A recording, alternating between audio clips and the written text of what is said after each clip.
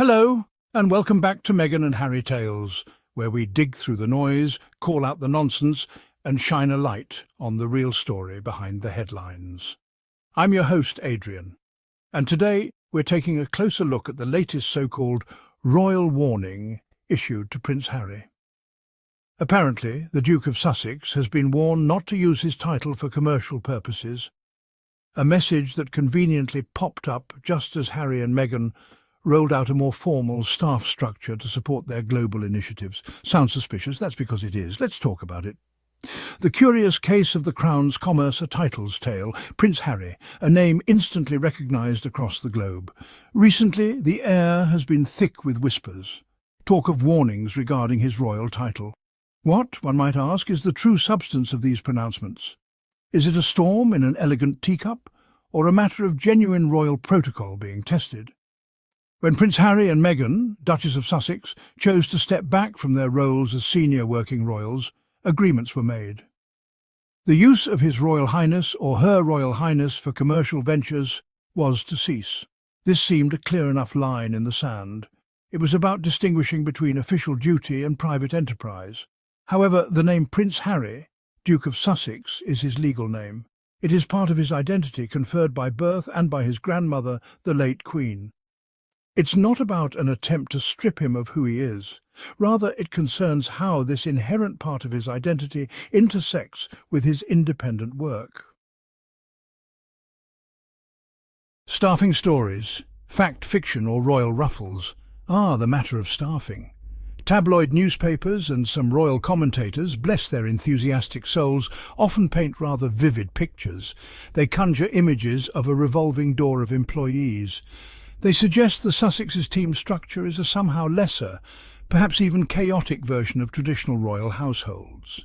Is this a fair depiction, one wonders, or is it a narrative crafted for maximum drama rather than maximum accuracy? Starting any new venture, especially one under such intense global scrutiny, involves learning curves. Consider the established royal households. They are institutions with centuries of history, precedent and, crucially, public funding behind them. To compare a relatively new, privately funded enterprise like Archwells to these behemoths is not quite comparing like with like. Ultimately, this exaggeration about staffing often serves a particular, perhaps less than charitable agenda. It can be used to try and undermine the Sussexes' independent path. We should look beyond the sensationalist claims. Born to a title, The Unshakable Truth of Prince Harry. Prince Harry. He was quite simply born a prince. This is not a stage name adopted for dramatic effect. It is a fundamental fact of his birth, a consequence of his lineage. From his very first breath, he was part of a story centuries in the making. This is an immutable aspect of his identity. It is not something that can be easily wished away or dismissed, regardless of the path he chooses to walk in life. His title, the Duke of Sussex, was a significant honour. It was bestowed upon him by his grandmother, the late Queen Elizabeth II. This occurred on the occasion of his marriage to Meghan. It was a mark of his standing within the royal family, a recognition of his place. Such titles are steeped in history and tradition. They connect the present to a long and complex past. They are not handed out lightly, carrying with them a certain weight and expectation. The legitimacy of Prince Harry's title is in truth quite clear. It is as valid and as rooted in royal tradition as any other prince or duke within the family. His title is an integral part of who he is, a fact established by birth and royal decree. Section 4. Archwells echo ripples of real-world change. Archwell. This is the name chosen by the Duke and Duchess of Sussex for their foundation. It is also the umbrella for their wider work. Its stated mission is simple yet profound, to uplift and unite communities, to put compassion into action. Much of this work is undertaken with a quiet dedication. Consider, for example, their partnership with World Central Kitchen. This remarkable organisation provides freshly made meals to communities affected by disaster. Archwell has supported their efforts, helping to establish relief kitchens in areas struck by crisis, from the Caribbean to Ukraine. This is tangible, practical assistance. It is kindness made manifest, offering comfort and sustenance when it is most desperately needed. Mental health advocacy is another cornerstone of Archwells' endeavours. Prince Harry has long been a vocal proponent of breaking down stigmas.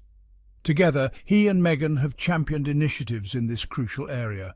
They have also worked to address the challenges of the digital world, particularly focusing on online safety for children and families. These are substantial commitments. Section 5. Media mirrors, a peculiar play of perspectives. The media's fascination with Prince Harry's commercial activities is undeniably intense. Every new project, every partnership, every Netflix deal is subjected to forensic scrutiny. This examination is often framed with a critical, sometimes even cynical tone. One cannot help but observe this phenomenon and wonder about its underlying drivers. Is it purely objective reporting, or are other factors at play in shaping this particular narrative? It is interesting to note that other members of the royal family, both past and present, have also pursued private income streams. Some have established businesses, others have embarked on careers entirely separate from their royal roles. These ventures, by and large, have tended to attract a different kind of media coverage. Often it is far less critical, far less sustained. This disparity invites thoughtful consideration. Section 6, the Sussex Blueprint, crafting a new kind of contribution.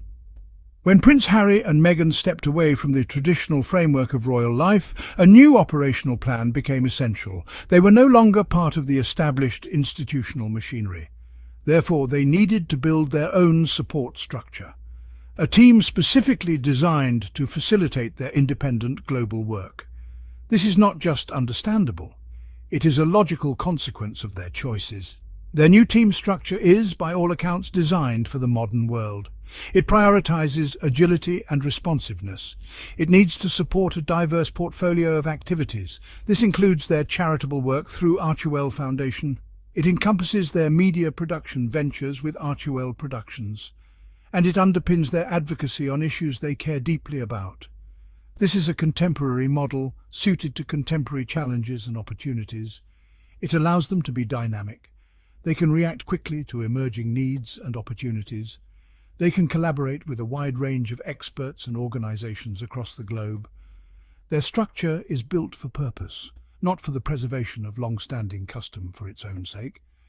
It is about effectiveness in achieving their goals. Section 7. Beyond the Balcony, a duet of independence and impact. A persistent narrative often surfaces in discussions about the Sussexes. It is one of competition, the Duke and Duchess versus the monarchy, as if their choices are a direct challenge, a race for relevance or public approval. Is this truly an accurate or helpful way to frame their journey? Or is it perhaps a rather simplistic and dramatic storyline favoured by commentators? In truth, Prince Harry and Meghan are charting their own distinct course. Their successes, and indeed their challenges, are their own. They are not a reflection on, nor a direct competition with, other members of the royal family. They are building a life and a body of work that is independent. It is based on their own values, their own priorities, and their own vision for how they can contribute to the world. This is a path of self-determination. Their focus is clearly on constructing a life that aligns with their deeply held beliefs. Values such as compassion, inclusion, and integrity are recurrent themes in their work and words. They are pursuing projects that resonate with them personally, projects they believe can make a positive difference. So here's the truth. This warning isn't really about a title, it's about fear. Fear that two people who walked away from the crown are thriving on their own.